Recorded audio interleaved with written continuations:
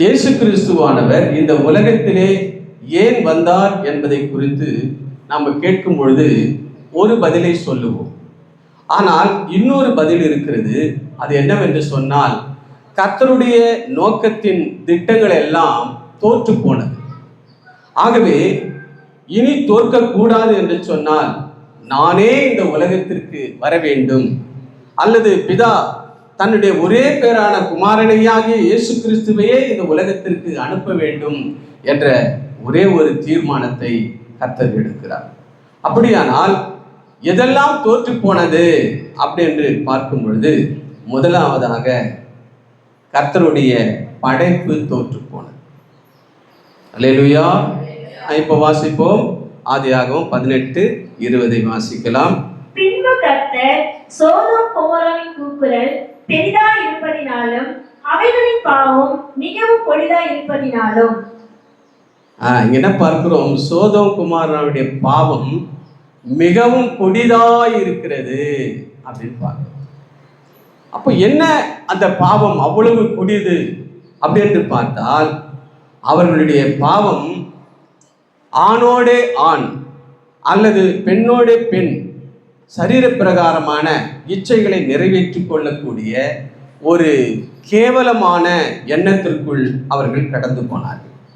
ஆனால் படைப்பு தோற்று போனது என்று நான் சொல்லுகிறேனே, அப்போ படைப்பின் நோக்கம் என்ன?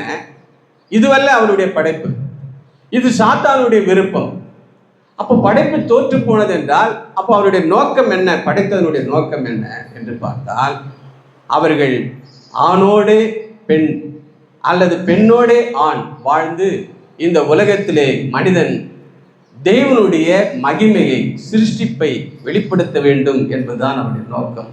ஆகவேதான் ஆதியிலே தேவன், ஆதியாகமத்திலே வாசிக்கிறோம், தமது சாயலாக மனிதனை உருவாக்கினார், சிருஷ்டித்தார் என்று பார்க்கிறோம். அப்போ அது தமது சாயல் என்பது ஆண். அப்போ தேவன் கடவுள் ஆணாயிருக்கிறார். ஆகவேதான் அவர் படைத்த பின்னாடி மிருகங்களுக்கெல்லாம் ஜோடி இருக்கிறது, ஆதாமுக்கு ஜோடி இல்லை. அதனால தான் ஆண்டவர் ரொம்ப பொறுப்பா சொல்றாரு, அவனுக்கு நான் ஏற்ற துணையை உண்டாக்குவேன். அப்ப சிருஷ்டிப்பினுடைய நோக்கம் என்ன? ஏற்ற துணை, சரியான துணை, முறையான துணை, சமுதாயம் பார்த்து வாழ்த்துகிற துணை. துணை என்றால் இப்படிதான் இருக்க வேண்டும் என்பதனுடைய நோக்கம். ஆனால் இந்த சோதோம் குமாரா பட்டணத்தாரோ அல்லது அதன் வழியாக இந்த உலகமோ இன்று வரைக்கும் அந்த நோக்கத்தை அவர்கள் சீர்குலைக்கும்படியாக, அந்த படைப்பின் நோக்கத்தை அவர்கள் அவமானப்படுத்தும்படியாக பிசாசுடைய விருப்பம், அதாவது சிருஷ்டிப்புக்கெல்லாம் எதிர்மறையாய் பிசாசு எப்பொழுதுமே இருப்பான். ஆகவே அந்த சிருஷ்டிப்பின் முதல் சிருஷ்டிப்பினுடைய எதிர்மறை என்னவென்று சொன்னால், நீ ஆணுக்கு பெண் என்று படைத்தாயா, நான் ஆணுக்கு ஆண் பெண்ணுக்கு பெண் என்று சொல்கிற ஒரு அவலட்சணத்தை இந்த உலகத்துக்கு நான் உண்டாக்குவேன் என்று சொல்லி செய்ததுதான் இந்த இடத்திலே காண்கிற இந்த முதல் காரியத்தை நாம பார்க்கிறோம். ஆகவே அங்க என்ன நடக்கிறது? 2 புருஷர்கள் சோதோம் குமாரா பட்டணத்திலே வாழ்கிற லோத்தை சந்திக்கும்படியாக அவர்கள் அங்கே வருகிறார்கள். அப்படி வரும்பொழுது அவர்கள் யார் என்று சொன்னால், வானத்திலிருந்து இறங்கி வந்த தேவதூதர்கள். தேவதூதர்கள் எப்படி இருப்பாங்க? பார்க்கறதுக்கு வெள்ளை வெளியே இருந்து அவ்வளோ ரசிக்கிற மாதிரி, இன்னும் கொஞ்சம் பார்க்கலாமா அந்த முகத்தை அப்படின்ற மாதிரி மலர்ச்சியாக, பிரகாசமாக, அழகாக, தோற்றத்தில் ஒரு சேதாரமும் குறைவும் இல்லாமல் அவங்கள இன்னும் பார்க்கணும், இன்னும் பார்க்கணும், இன்னும் உட்காந்து பேசலாமா அப்படிங்கிற அளவிற்கு அவர்கள் காணப்பட்டார்கள். அந்த அளவுக்கு அவர்கள் இருந்தார்கள். இது இந்த சோதோம் குமாரா பட்டணத்தாருக்கு ரொம்ப ஆசையா இருந்தது. பார்க்கறதுக்கே இவங்களுக்கு இவ்வளோ அழகா இருக்கிறாங்களே, அவங்கள அனுபவிக்க வேண்டும் என்று சொல்லி அவர்கள் இயற்கைக்கு மாறான அல்லது தேவனுடைய படைப்பின் நோக்கத்துக்கு எதிர்மறையாக அவர்கள் பாவங்களிலே செய்ய அவர்கள் தூண்டுகிறார்கள், நினைக்கிறார்கள் என்று நாம் பார்க்கிறோம். ஆதியாகமம் 19:4 படிக்கலாம். அவர்கள் படுக்கும் முன்னே சோதோம் பட்டணத்து மனிதராகிய வாலிபர் முதல் கிழவர் மட்டும் உள்ள ஜனங்கள் அனைவரும் நானா திசைகளிலும் இருந்து வந்து வீட்டை சூழ்ந்து கொண்டு. எல்லாரும் வந்துட்டாங்க. பட்டணத்துல இருக்கிற வாலிபர்கள், முதியோர்கள் எல்லாருமே வந்துட்டாங்க. வந்துட்டு அவர்களை நாங்கள் அறிய வேண்டும் என்று சொல்லி அவனை வற்புறுத்துறாரு. அப்போ அவன் என்ன சொல்லுகிறான்? 5வது வசனத்தை வாசிக்கலாம். நீங்கள் இப்படிப்பட்ட தப்பு செய்யாதீங்க.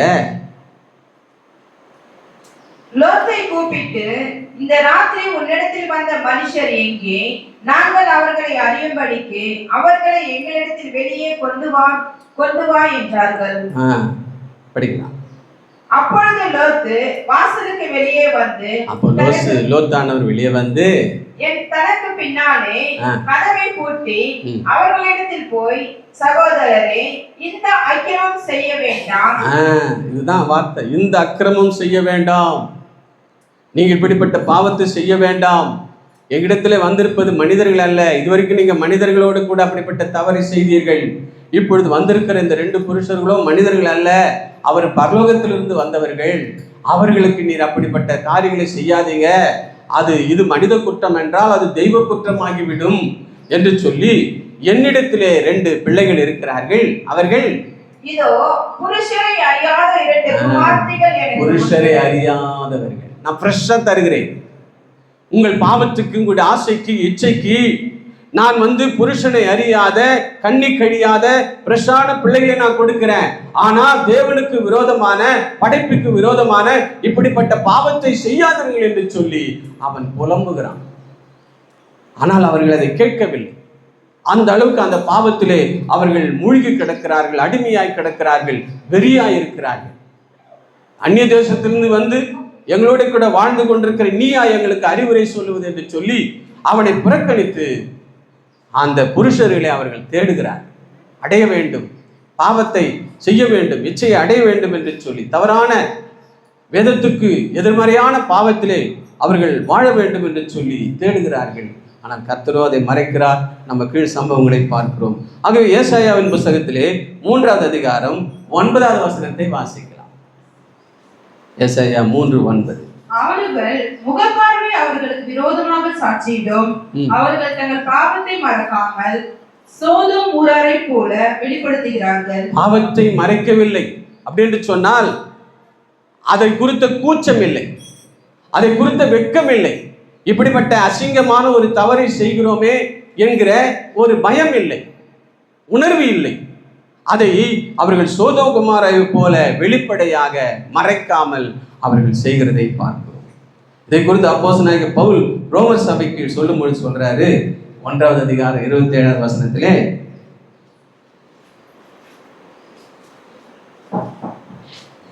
அப்படியே ஆண்களும் பெண்களை சுவாபமாக்கும்படி அனுபவியாமல் ஒருவர் மேல் ஒருவர் நிராகரிப்பினாலே பொங்கி ஆணோடே ஆண் அவலட்சணமான நடப்பித்து தங்கள் ஆணோடே ஆண் அவலட்சணமான செயலை செய்தார்கள்.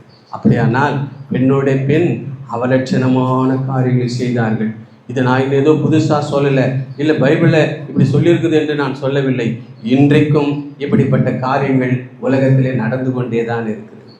அதனால தான் அமெரிக்கா தேசத்திலே இப்பொழுது புதிதாய் வந்த பிரதமர் ட்ரம்ப் என்ன செய்தார்?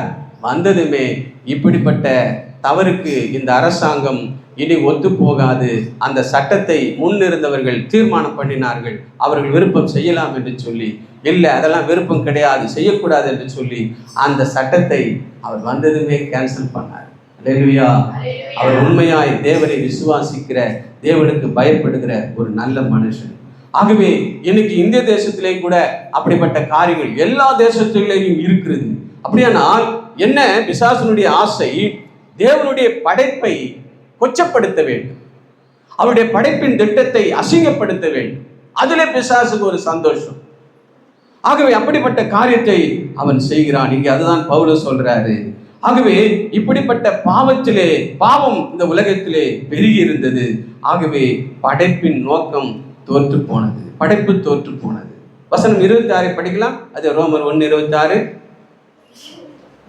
இது நிமித்தம் தேவன் அவர்களை இழிவான இச்சை தேகங்களுக்கு ஒப்பு கொடுத்தார். அந்தபடியே அவர்களுடைய பெண்கள் சுவாப அனுபவத்தை சுவாபத்துக்கு விரோதமாக அனுபவமாக மாற்றினார்கள். சுவாப அனுபவம் அப்படின்னு சொன்னா நேச்சுரல், இப்படிதான் நடக்கணும். தேவனுடைய சிருஷ்டிப்பு இப்படிதான், ஒரு ஆண் ஒரு பெண் இப்படிதான் இருக்கணும். அதுதான் சுபாவம், அதுதான் இயற்கை படைப்பு, தேவனுடைய நோக்கம்.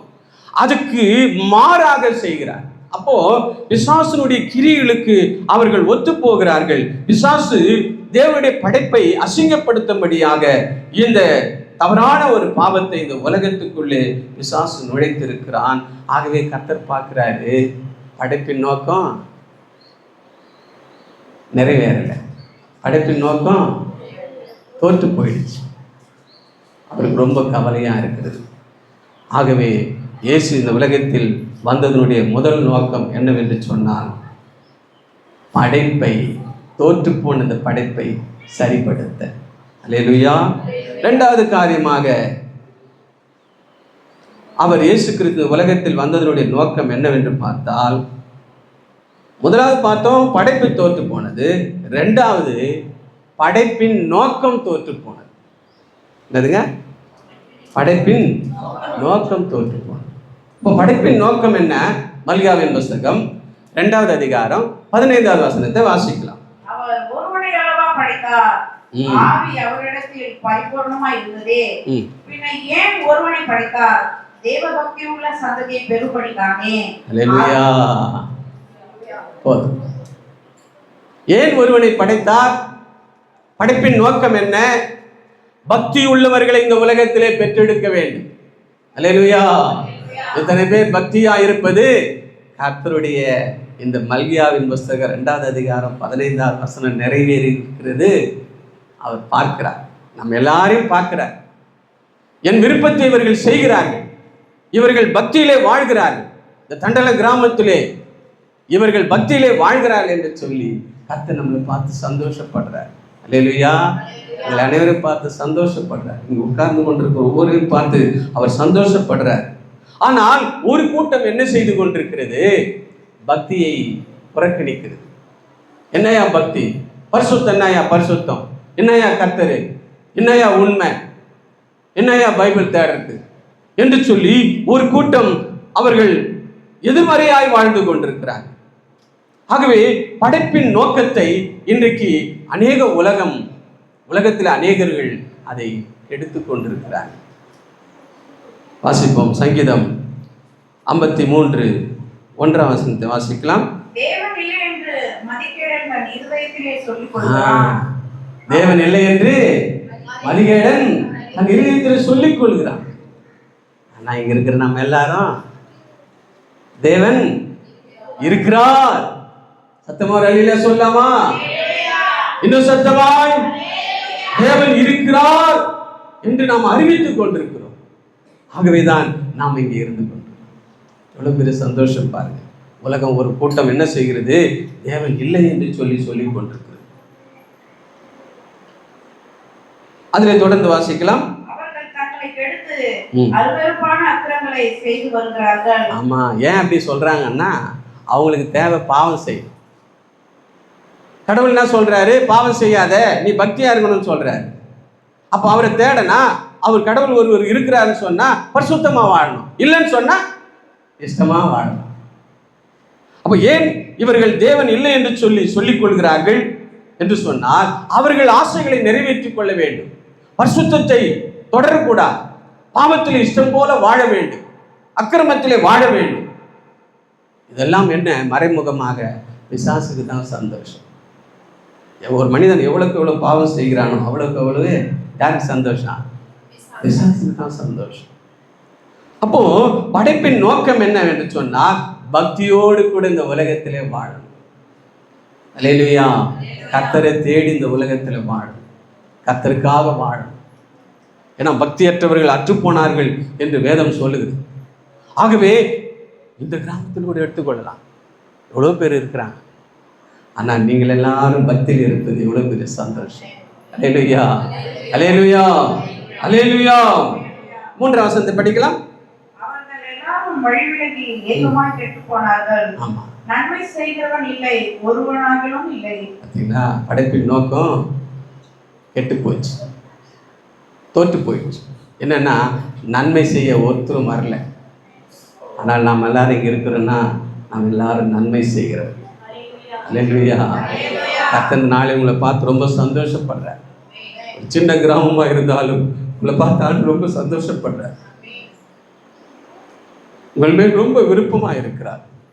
என் பிள்ளைகள் இத்தனை சூழ்நிலையிலேயும் என்னை தேடுகிறவர்களாக இருக்கிறார்களே, என்னை ஆராதிக்கிறவர்களாக இருக்கிறார்களே, என் பக்தியிலே வாழ்கிறவர்களாக இருக்கிறார்கள் என்று சொல்லி உண்மையே சொல்றேன். ஒரு நாள் கர்த்தர் நம்மை பார்த்து சந்தோஷப்படுறார். அல்லேலூயா, அல்லேலூயா. ஆக எனக்கு அருமையானவர்களே, இதுதான் படைப்பின் நோக்கம். அதுதான் வாசிக்கிறோம். படைப்பின் நோக்கம் இதுதான். நம்ம கர்த்தரை தேடுவது, கர்த்தரை ஆராதிப்பது.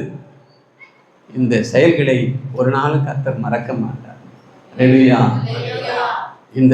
இப்படி நீங்கள் ஆண்டவரை தேடுறீங்களே, இதற்குரிய நன்மைகள் உங்கள் வாழ்க்கையில அப்பப்போ கொடுத்துனே இருப்பார்.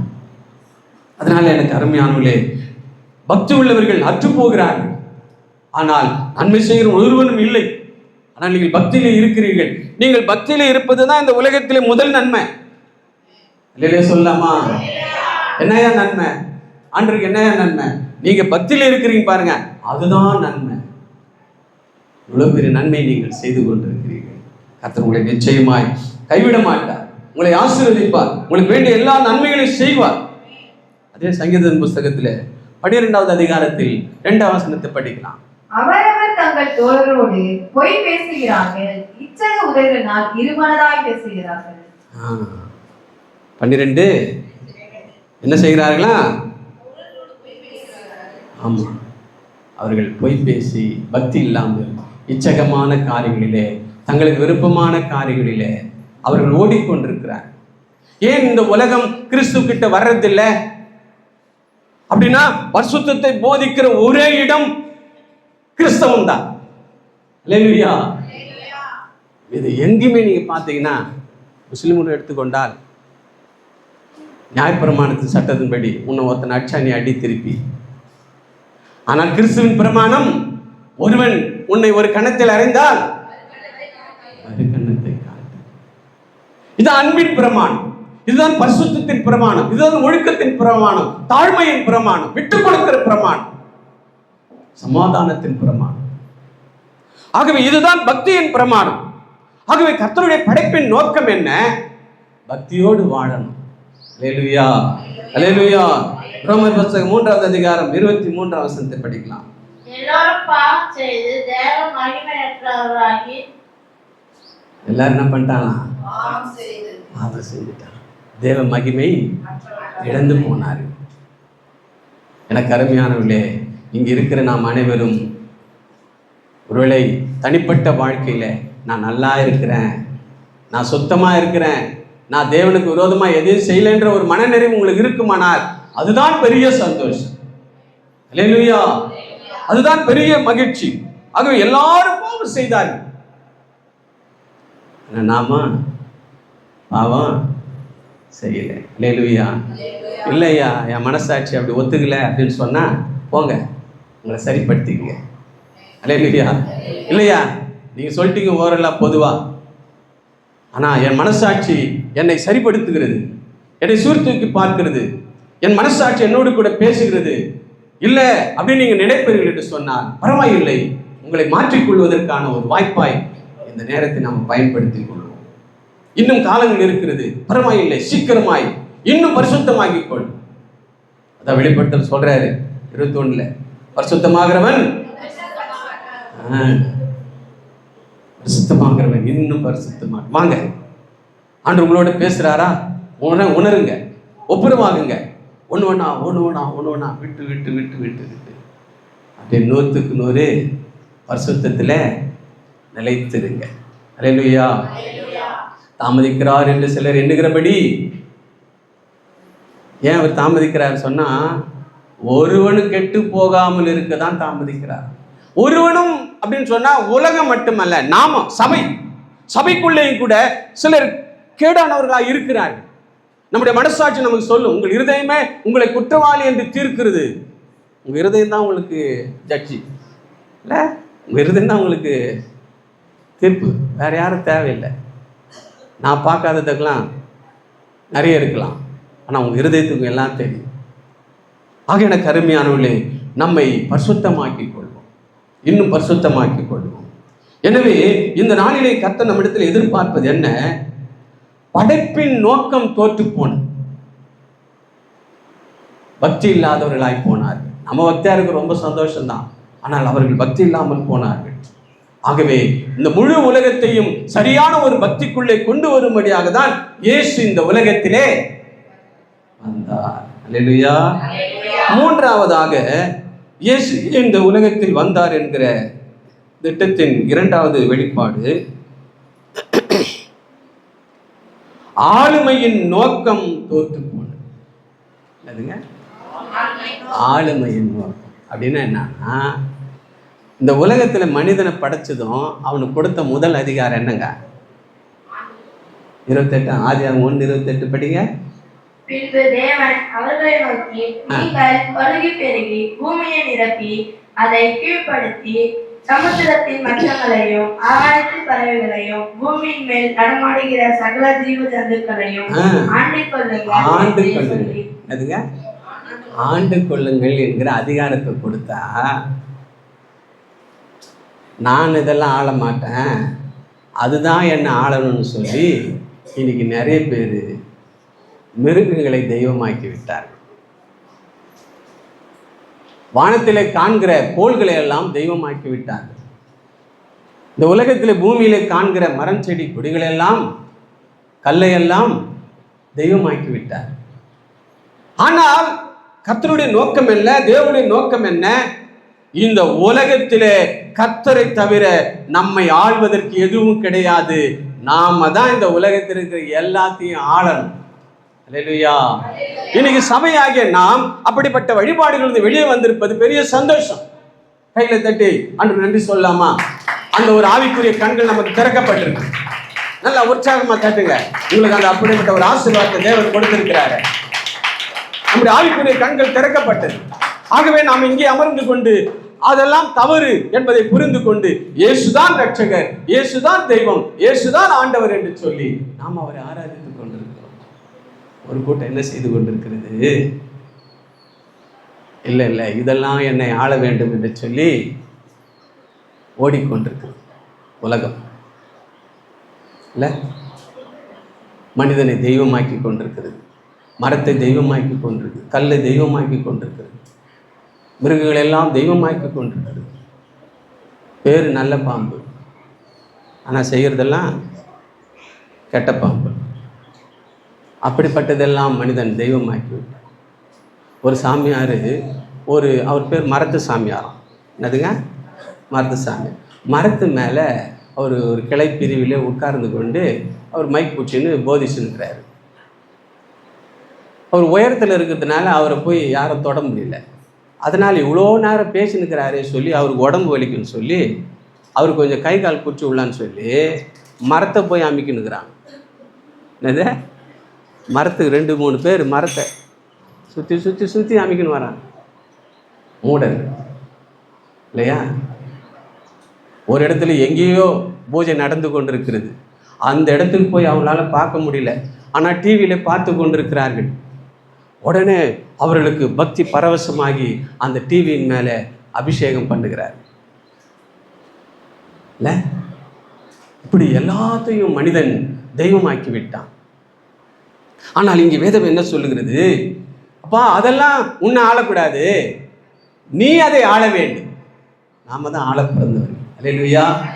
ஆகவே நீங்கள் அந்த இடத்தில் இல்லாமல் இங்கே இருக்கிறீர்களே, நீங்கள் ஆளுமையில் இருக்கிறீர்கள், நீங்கள் சரியாய் இருக்கிறீர்கள். ஆகவே எந்த சூழ்நிலையிலேயும் இந்த உலகத்தின் விக்கிரக காரியங்களுக்குரிய ஆளுமைகளுக்கு இடம் கொடுக்கக்கூடாது.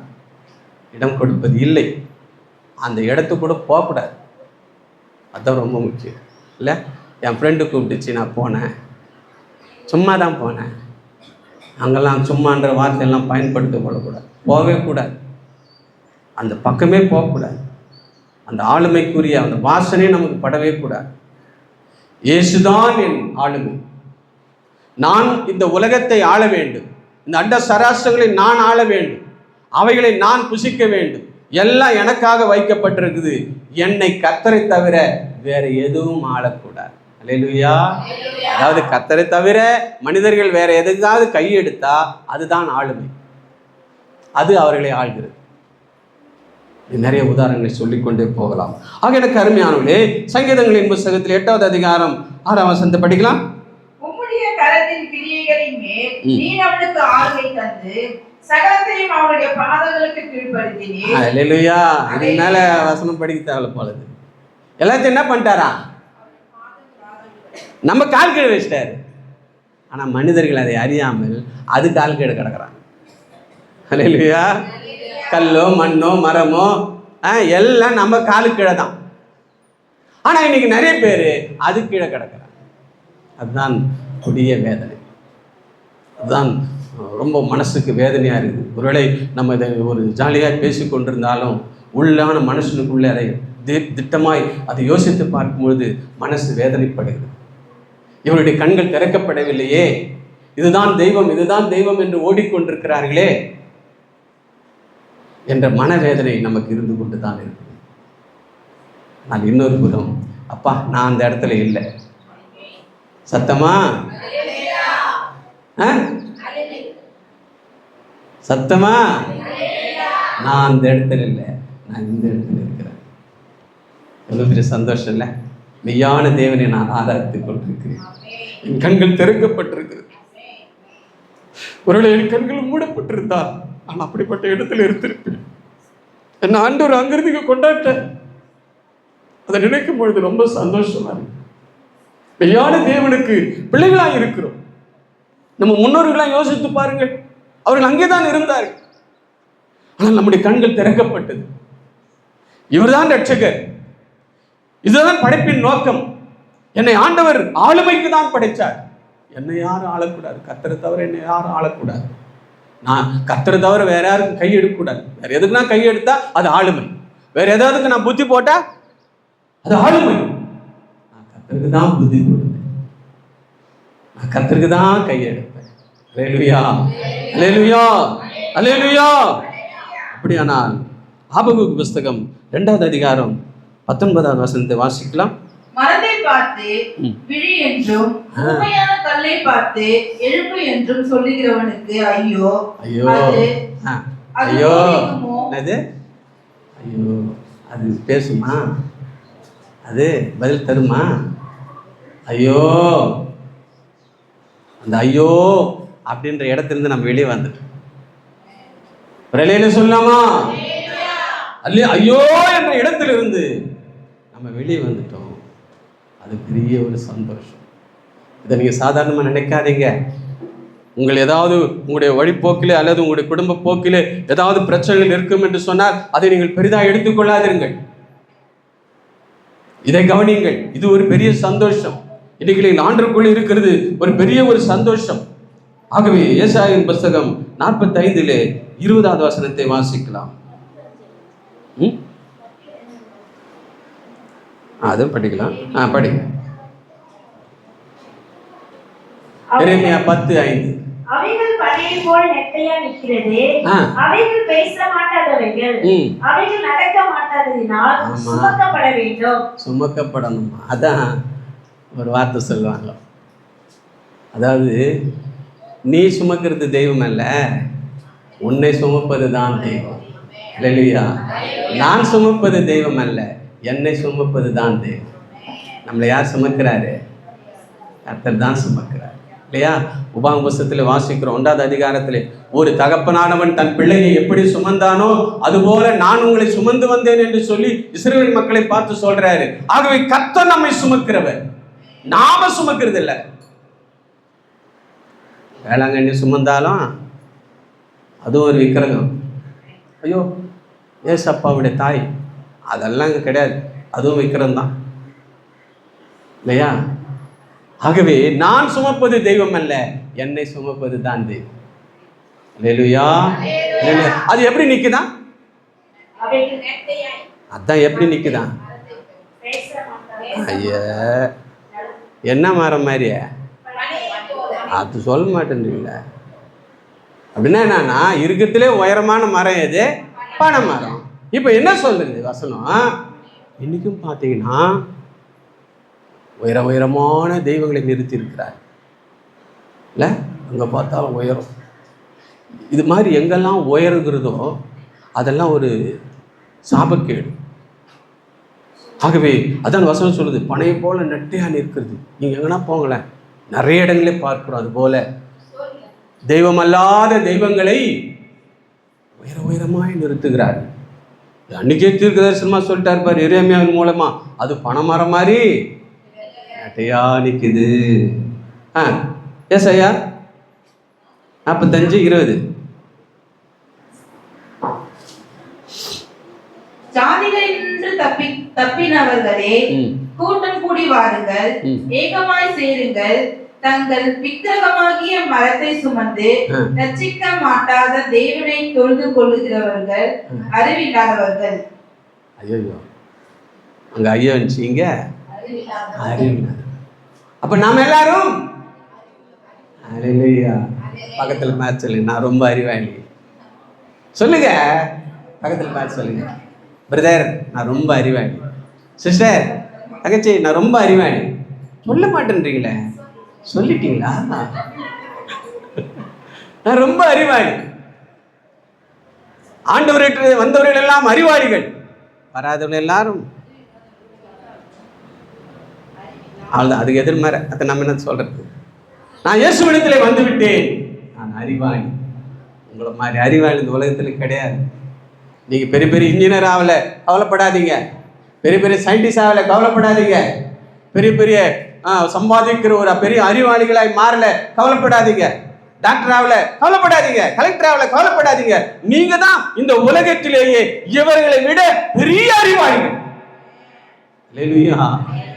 என்ன அறிவாளி? என்னை ஆள ஒருவர் இருக்கிறார், அவர்தான் என் ரட்சகர் என்று ஏற்றுக்கொண்டோமே, அறிந்து கொண்டோமே, இங்கே அவரை துதித்து ஆராய்த்து கொண்டிருக்கிறோமே, அவரோடு கூட இருக்கிறோமே. நாம தான் இந்த உலகத்துல பெரிய அறிவாளி. பணம், அது படிப்பெல்லாம் இந்த உலகத்துக்கு தான் யூஸ் ஆகும். ஆனால் நாம கர்த்தர் தான் மெய்யான ஆண்டவர் என்று அறிந்து கொண்ட இந்த அறிவுத்தனம் நம்மை பரலோகம் வரைக்கும் கொண்டு போகும். ஒரு வெளியில சொல்லாமா? ஆகவே நீங்கள் அறிவாளிகள். ஏதோ இந்த உலகத்திலே வாழும் வாழ்க்கைக்காக நீங்கள் ஆண்டவரை அறிந்து கொள்ளவில்லை. அதுக்கும் ஒரு பக்கம் இருக்குது. ஆமா, கர்த்தரை அறிந்து கொண்டால் ஆசீர்வாதம் தான். ஆனால் அதை விட மேலானது என்னவென்று சொன்னார், உங்களுடைய அறிவு உங்களை பரலோகத்திற்கு கொண்டு போகும். அதான் நீங்க அறிவாளிகள். அப்போ அவர்கள் அறிவில்லாதவர்கள், அவங்க எங்க போவாங்க? சொல்லாதீங்க, வயதுனே இருக்குது. அவங்களாம் கூட சீக்கிரம் நம்மள மாதிரி அறிவாளியா மாறணும்னு நம்ம ஜபிக்கணும். அல்லேலூயா. யாரையும் நீ நரகத்துக்கு போயிடணும் அப்படின்றது நம்ம ஆசை இல்லைல்ல. அப்படிப்பட்ட எண்ணம் நமக்கு இல்லை. எல்லாரும் வரணும். நம்ம அப்பா அதானே சொல்றாரு, ஒருவனும் கெட்டு போகாம. அப்போ நம்ம எண்ணம் அதுதானே. என் கண்ணு முன்னாடி இருக்கிற யாரும் கெட்டு போகக்கூடாது, என் உறவுகள் ஒருவரும் கெட்டு போகக்கூடாது. இந்த ஆளுமைக்குள்ளே வரணும். அவங்க வேற ஆளுமையை நோக்கி ஓடிக்கொண்டிருக்கிறார்கள். எனக்கு ஆண்டவர் கொடுத்த அதிகாரம் என்ன? இந்த உலகத்தை ஆண்டு கொள்ளுங்கள், இதில் இருக்கிற படைப்புகளெல்லாம் ஆண்டு கொள்ளுங்கள். இந்த உலகமானாலும் இந்த கோள்களானாலும் இந்த உலகத்திலே காண்கிற எல்லா ஜீவ ஜந்துக்களானாலும் எனக்குரியது, எனக்காக ஆண்டவர் படைத்திருக்கிறார்.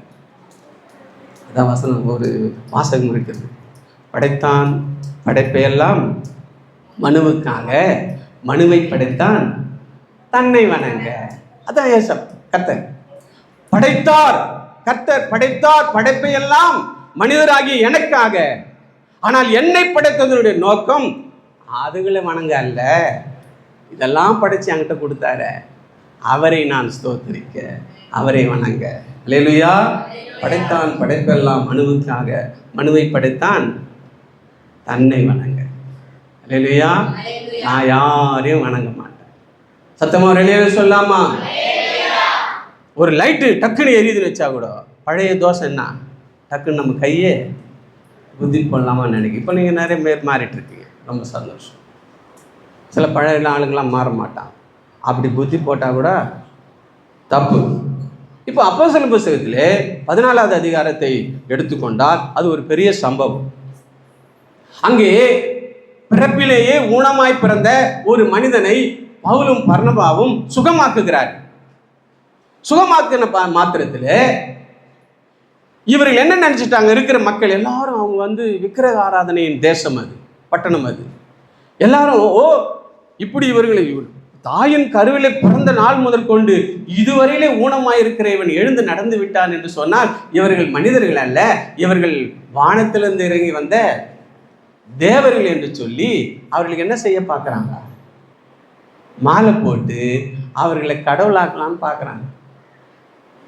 அப்போதான் பவுல் சொல்றாரு, நானும் உங்களை போல படிங்க சிஸ்டர்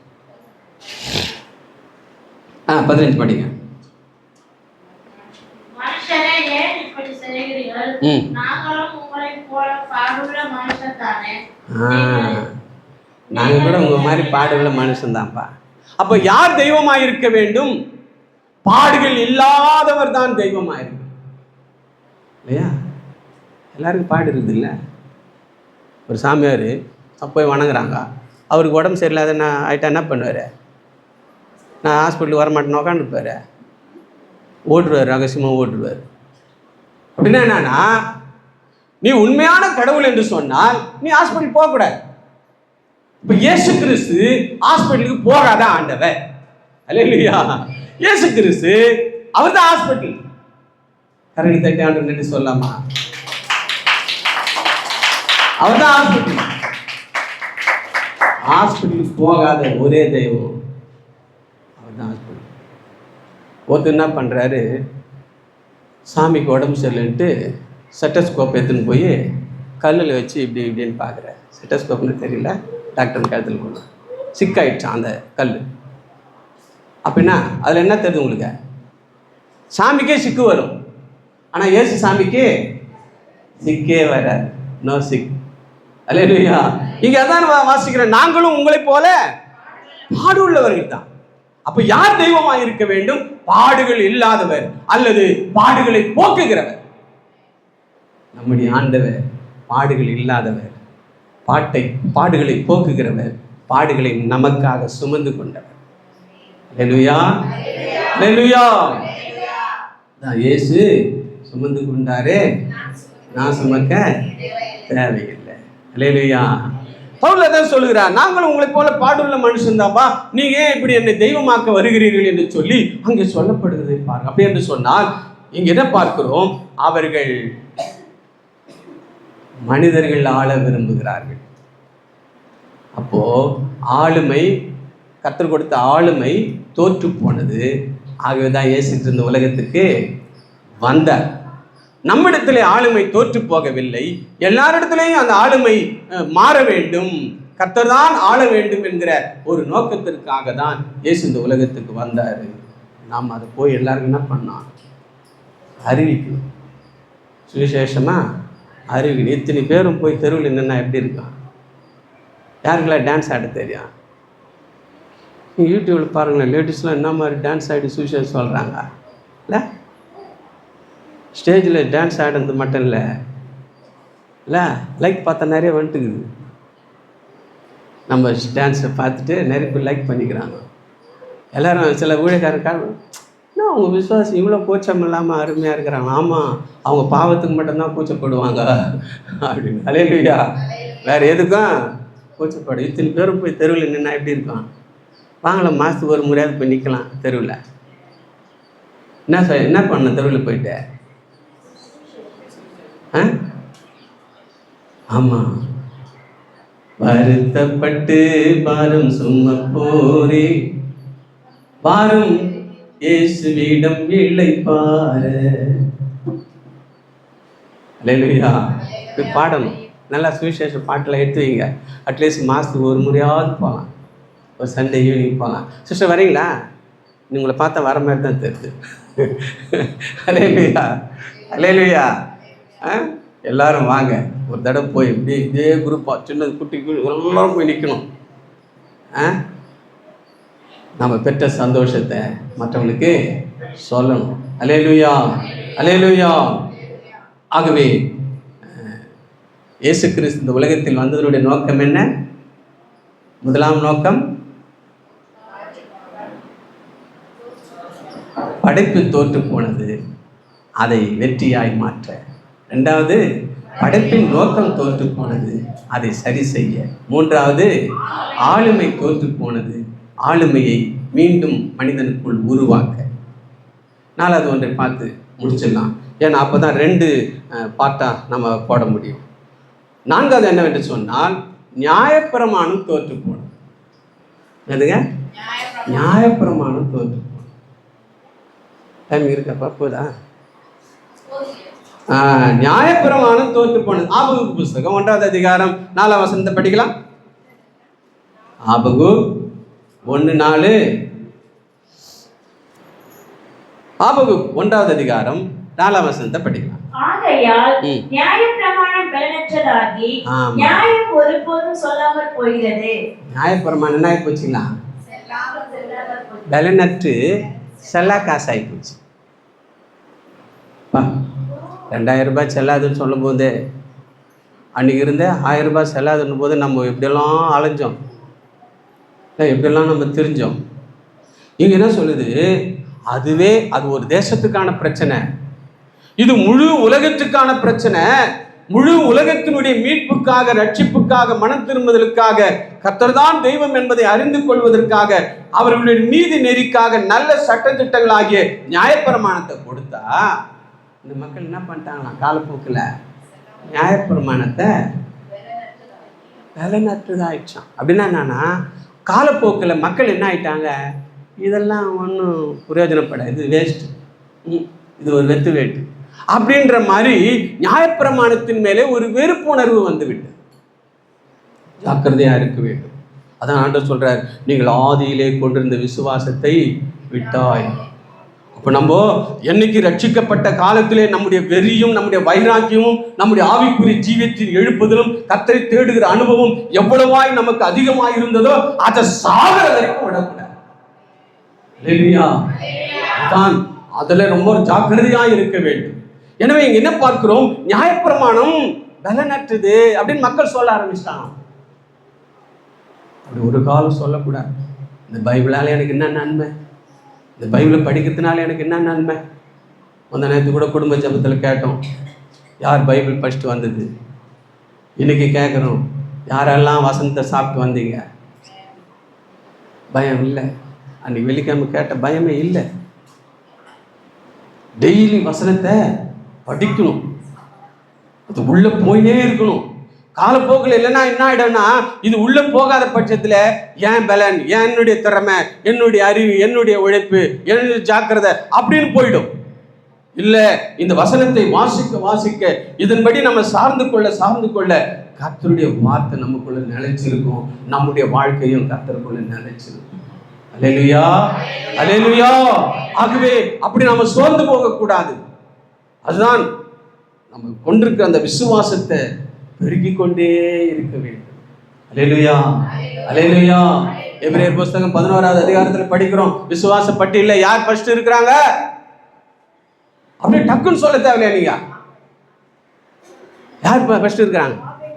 ஆமா, இவ்வளவு காலம் இப்படி சொல்லி தான் நம்ம பின்னாடியே நிற்கிறோம். யார் முன்னாடி நிற்கிறது? போச்சுப்போம் படிங்க. 11, 3 படிங்க.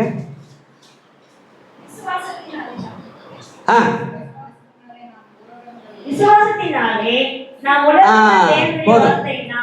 இப்போ விசுவாசத்தினாலே நாம், விசுவாசத்தினாலே ஆபேல், விசுவாசத்தினாலே ஏனோக்கு, விசுவாசத்தினாலே அப்படியே போயினே இருக்குது. ஆனா அங்க எப்படி துவங்குது? விசுவாசத்தினாலே.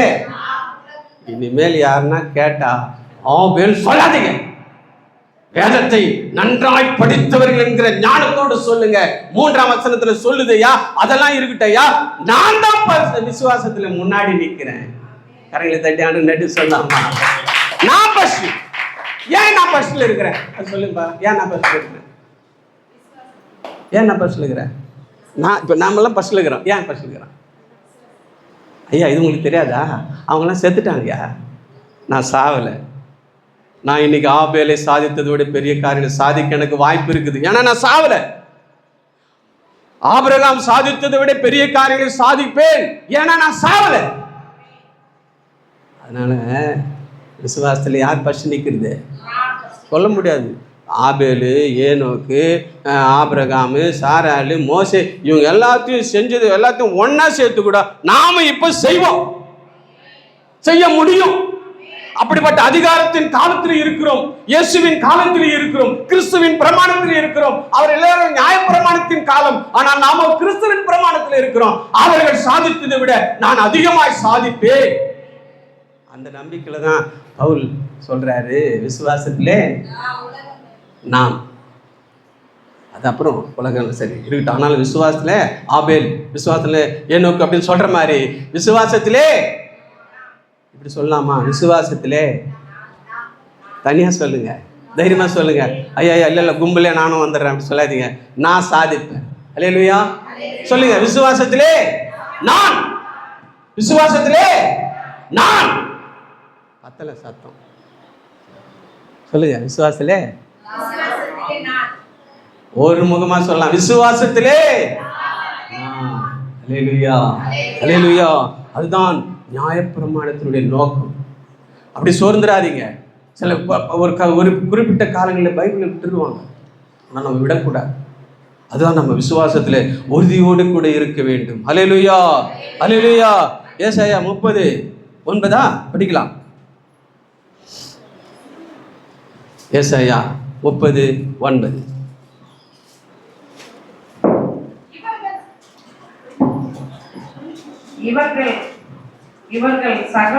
இவர்கள் கலக்கமுள்ள ஜனங்களும் பொய் பேசுகிற பிள்ளைகளும் கர்த்தருடைய வேதத்தை கேட்க மனதில்லாத புத்திரருமாய் இருக்கிறார்கள். பைபிளை கேட்க மாட்டான்.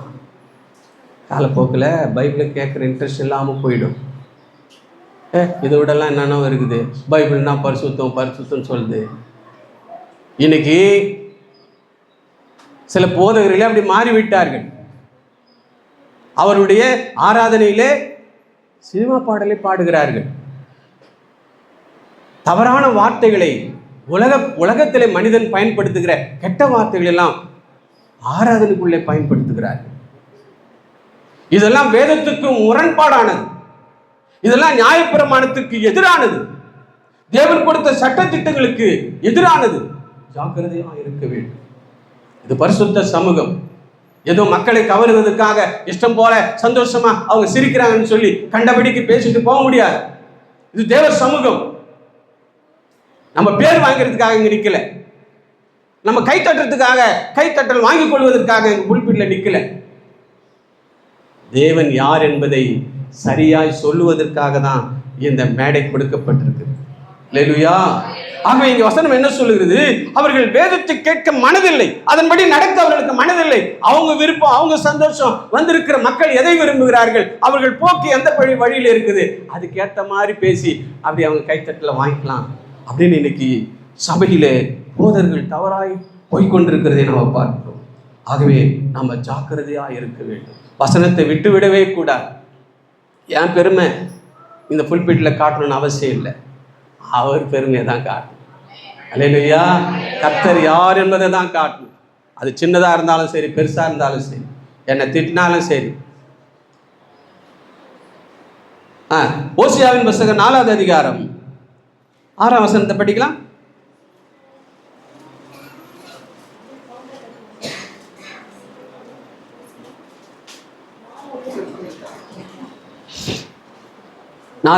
ஓசியா 4:6. என் ஜனங்கள் அறிவில்லாமையினால் சங்காரமாயிருக்கிறார்கள். நீ அறிவை வெறுத்தாய், ஆகையால் நீ என் ஆசாரியனாகாதபடிக்கு நானும் உன்னை வெறுத்து விடுவேன். இந்த தவறு யார் செய்யறாங்கன்னா ஆசாரிகள் செய்யறாங்க. அதான் நான் சொன்னேன். சிலர் எல்லாம் இந்த புல்பிட்டில் மைக் வச்சுட்டா இஷ்டத்துக்கு பேசுகிறாங்க, இஷ்டத்துக்கு நடனம் ஆடுறாங்க, இஷ்டத்துக்கு அதாவது டான்ஸில் போடுற லைட்டெல்லாம் உள்ளே போடுறாங்க. அப்படிலாம் எந்த ஒரு பில்டப்பும் கர்த்தருக்கு பண்ணவே கூடாது. நல்லா சொல்ல போனால் இதுக்கு கீழே நம்ம உடம்பு தெரியவே கூடாது.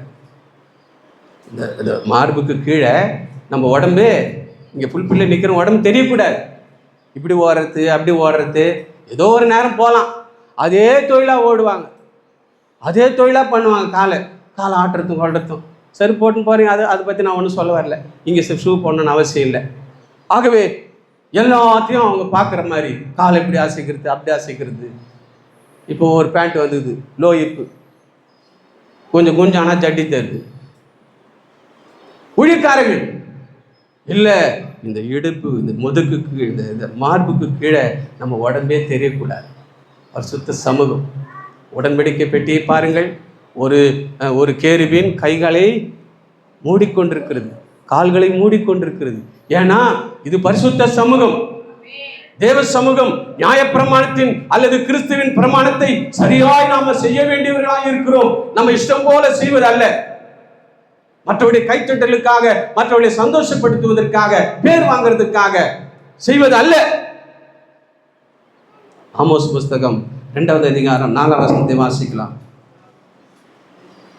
மேலும் யூதாவின் 3 பாதங்களின் நிமித்தமும் 4 பாதங்களின் நிமித்தமும் நான் அவர்களை ஆக்கினை திருப்ப மாட்டேன். அவர் கர்த்தருடைய வேதத்தை வெறுத்து அவருடைய கட்டளையை கைக்கொள்ளாமல் தங்கள் பிதாக்கள் பின்பற்றின பொய்களினாலே மோசம் போனார்களே. ஆமா, பொய். அது பொய்ன்றது அது அடுத்த ஒரு எது தோற்று போனது என்ற அடுத்த தலைப்பில் வரும். அவர்கள் பொய்யை பின்பற்றினார்கள், அவர்கள் பொய் மேலே ஆசைப்பட்டார்கள். ஆக எனக்கு அருமையானவர்களே, அப்படி அல்ல. நியாயப்பிரமாணத்தின் கர்த்தர் எழுதி கொடுத்த சட்டத்திட்டங்களை நாம கை கொள்ள வேண்டும். எப்படி கொடுத்தார் என்று சொல்லும் பொழுது உபாகம புஸ்தகத்தில் 33வது அதிகாரத்தில் படிக்கிறோம். அது நேரம் இல்லை, ரொம்ப அவ்வளவு அருமையாய் அந்த வார்த்தைகளை மனிதர்களுக்கு ஆண்டவர் கொடுத்தார், இஸ்ரவேல் ஜனங்களுக்கு ஆண்டவர் கொடுத்தார். ஆக எனக்கு அருமையானவர்களே, இந்த பிரமாணத்தின்படி நாம நடக்கணும். நியாயப்பிரமாணம், கர்த்தருடைய சட்டதிட்டங்கள், இந்த வேதம், அன்னைக்கு பிரமாணம், இன்னைக்கு பரிசுத்த வேதாகமும், இதன்படி நாம நடக்கணும். இதுல ஒன்று கூட குறைபடாமல் சரியாய் செய்யணும். அப்படின்னா என்னன்னா தேடி தேடி வாசிக்கணும். அல்லேலூயா, அல்லேலூயா. அதுதான் தினந்தோறும் படிக்கணும், பயபக்தியாய் படிக்கணும். இன்னைக்கு என்னப்பா சொல்ல வரீங்க, அல்லது என்னை திருத்துவதற்கு இன்னைக்கு என்ன சொல்ல வரீங்க, நான் எங்கே மாற வேண்டும் என்று சொல்ல வரீங்க அப்படின்னு படிக்கும் பொழுது நம்மளை ஆண்டவர் குறைகளை காட்டி புதுமை இன்னும் புதுசா நம்மளை மாற்றினே இருப்பார். அல்லேலூயா, அல்லேலூயா. ஆகவே கடைசியாக ஒரு சம்பவத்தை படித்து முடிக்கலாம். மார்க்கின் புஸ்தகம் 7வது அதிகாரத்திலே 8வது வசனத்தை படிக்கலாம். மார்க்கு 7:8. நீங்கள் தேவனுடைய கட்டளையை தள்ளிவிட்டு மனுஷனுடைய பாரம்பரியத்தை கை கொண்டு வருகிறவர்களாய் கிண்ணங்களையும் செம்புகளையும் கழுவுவீர்கள் மற்றும் இப்படிப்பட்ட அநேக சடங்குகளையும் அனுசரித்து வருகிறீர்கள் என்றார். 13வது வசனத்தை படிக்கலாம். 13. நீங்கள் போதித்த உங்கள் பாரம்பரியத்தினால் தெய்வ வசனத்தை அவமாக்குகிறீர்கள், இது போலவே நீங்கள் மற்றும் அநேக காரியங்களையும் செய்கிறீர்கள் என்று சொன்னார். ஆமா, அவர்கள் தேவனுடைய பாரம்பரியத்தை விட்டுவிட்டு புதுமையான பாரம்பரியத்திற்கு அவர்கள் மாறி போகிறார்கள். 13வது வசனத்தை ஃபுல்லா படிச்சீங்களா? 7:13 7:11 படி. 11. நீங்களோ ஒருவன் தன் தகப்பனையாவது தாயையாவது நோக்கி, உனக்கு நான் செய்யத்தக்க உதவி எது உண்டோ அதை கோர்பான் என்னும் காணிக்கையாக கொடுக்கிறேன் என்று சொல்லிவிட்டால் அவனுடைய கடமை தீர்ந்தது என்று சொல்லி. கோர்பான் அப்படின்ற காணிக்கை, அப்பா அம்மாவுக்கு நம்ம கடமையை செய்யணும் இல்லையா? கர்த்தரும் 10 கட்டளை சொல்றாரு, உன் தாயும் தகப்பனையும் கனம் பண்ணுவாயாக. அதுக்கு இவங்க என்ன அந்த நியாயப்பிரமாணத்திலே அவங்க வாழ்கிறவங்க அவங்க என்ன பண்ணுறாங்க, நியாயப்பிரமாணத்தின்படி நடவாமல் அவங்க என்ன சொல்கிறாங்க, அப்பா அம்மாவை நீங்கள் கனம் பண்ணலன்னு சொல்ல போது குர்பான் அப்படின்ற ஒரு காணிக்கை இருக்குது. குர்பான் என்ற காணிக்கை என்னன்னா, உனக்கு கொடுக்கறத நான் கடவுளுக்கு கொடுத்துட்டேன், நீ ஒன்றும் கடவுளோட பெரிய ஆள் இல்லை அப்படின்னு யாரை சொல்கிறாங்களா? அப்பா அம்மாவை சொல்கிறாங்க. அப்பா அம்மாவுக்கு கனம் பண்ணணும், ஆனால் நீ ஒன்றும் பெரிய ஆள் இல்லை. குர்பான் என்றால் என்ன, உனக்கு கொடுக்க வேண்டியதை நான் கர்த்தருக்கு கொடுத்துட்டேன், நீ ஒன்றும் கர்த்தரோட பெரிய ஆள் இல்லை, அதனால நான் கர்த்தருக்கு கொடுத்தனால உனக்கு கொட்ட மாதிரி தான் அப்படின்னு சொல்லி அவர்கள் சொல்லுகிறார்கள். அதுதான் குர்பான் என்கிற காணிக்கை அப்படின்னு சொல்லு. இப்படி ஒரு புதுசு விதமாக, பிரமாணத்தை மீறுகிற விதமாக, இப்படி குர்பான் என்கிற ஒரு காணிக்கையின் வழியாக நாங்கள் உங்களுக்கு கொடுக்க வேண்டிய அவசியம் இல்லை, உங்களுக்கு கொடுக்க வேண்டியதை கடவுள் கொடுத்துட்டோம். இறைவனுக்கு கொடுத்துட்டோம், தேவனுக்கு கொடுத்துட்டோம், அவங்களோட நீங்கள் ஒன்றும் பெரிய ஆள் இல்லை அப்படின்ற மாதிரி அந்த திருப்தியிலே பிள்ளைகள் போய் கொண்டிருக்கிறார்கள் என்பதை நியாயப்பிரமாணத்திலே பார்க்கிறோம். ஆகவே நியாயப்பிரமாணத்தின் சட்டதிட்டங்களை அல்லது கிறிஸ்துவின் பிரமாணமாகிய இந்த வேதத்தின்படி நாம் சரியாய் நடக்க வேண்டும். அல்லேலூயா, அல்லேலூயா, அல்லேலூயா. ஆகவே இயேசு ஏன் இந்த உலகத்துக்கு வந்தார்? இனிமேல் யாருன்னா கேட்டா உங்கள் வாழ்க்கையில் இந்த சத்தியத்தை சொல்லுங்க, அப்படியே உங்களை ஆன்னு பார்ப்பாங்க. இது வரைக்கும் இயேசு ஏன் வந்தான்னா ரட்சிக்க வந்தார், பாவம் போக்க வந்தார், சாபம் போக்க வந்தார், வியாதி போக்க வந்தார், அதாவது பழைய ஏற்பாட்டில் சொல்லப்பட்டிருக்குது, அதான் வந்தார். கரெக்டு தான், அது இல்லைன்னு சொல்ல. அதை விட இன்னும் ஆழமான ஒன்று இருக்கிறது. இயேசு ஏன் உலகத்துக்கு வந்தார்? 4 காரியங்கள். 1, படைப்பு தோற்று போனது, அதை சரிப்படுத்த இயேசு இந்த உலகத்துக்கு வந்தார். 2வது, படைப்பின் நோக்கம் தோற்று போனது, அதை நிறைவேற்ற சரிப்படுத்த இயேசு இந்த உலகத்துக்கு வந்தார். 3வது, ஆளுமை தோற்று போனது, மீண்டும் அந்த ஆளுமைக்குள்ளே கிறிஸ்துதான் ஆண்டவர், வேற யாரும் கிடையாது என்பதை உருவாக்கவே இயேசு இந்த உலகத்துக்கு வந்தார். 4வது, நியாயப்பிரமாணம் தோற்று போனது. அப்படி என்று சொன்னால் இயேசு சொல்றாரு, நான் நியாயப்பிரமாணத்தை அழிக்க வரல, அதை நிறைவேற்றவே வந்தேன். அப்போ நாமளும் ஏன் இந்த உலகத்தில் வந்திருக்கிறோன்னா நியாயப்பிரமாணத்தை தப்பாக செய்யறதில்ல, அதை நிறைவேற்ற தான் நம்ம சபைக்குள்ளே இருக்கிறோம். அல்லேலூயா. கர்த்தர் தாமே இந்த வார்த்தையின் பிரகாரம் நம்மை உருவாக்கி நம்மை நீதியின் தேவனாகிய பரிசுத்தத்திற்குள்ளேயும் இறுதியாக பரலோகத்திற்கு நேராகவும் நம்மை வழி நடத்துவாராக. அல்லேலூயா.